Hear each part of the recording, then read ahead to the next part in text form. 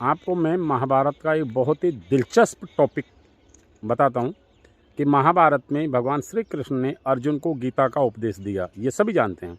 और गीता का उपदेश कब दिया? तब दोनों की ही सेना, चाहे वो अर्जुन की हो या दुर्योधन की, दोनों युद्ध क्षेत्र में एक दूसरे के आमने सामने खड़े थे। तब वहाँ पे अर्जुन ने अपने हथियार डाल दिए। हथियार डालने के बाद में बोला, हे पार्थ, आप मेरा कुछ मार्गदर्शन करिए।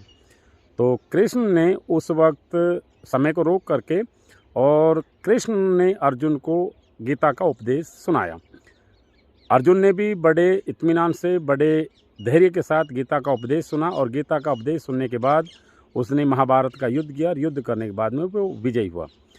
कहानी का मोरल ये है कि आदमी को ज्ञान की तब ही ज़रूरत पड़ती है, जब ज़रूरत पड़ती है तब वो इत्मीनान से और ध्यान से सुनता है। अदरवाइज़ आप अगर किसी को ज्ञान बांटने जाते हो या ज्ञान देने जाते हो, लेकिन अगर वो सुनने के मूड में नहीं है तो वो ज्ञान उसके लिए व्यर्थ होगा। अगर कृष्ण चाहता तो अर्जुन को गीता का उपदेश ऑफिस में बैठ करके भी, महल में बैठ करके भी या घर में बैठ करके भी दे सकता था, लेकिन चूंकि उस वक्त अर्जुन को उस ज्ञान की ज़रूरत नहीं थी, इसलिए अर्जुन ना तो सुन पाता ना ही उसके ऊपर अमल कर पाता।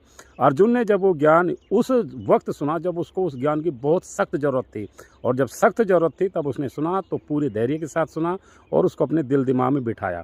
तो आप भी जीवन में कभी किसी ऐसे व्यक्ति को व्यर्थ में नॉलेज ना दें जिसको ज्ञान की ज़रूरत ना हो। ज्ञान उसी को देना चाहिए जिसको ज्ञान की बहुत ज़्यादा ज़रूरत हो।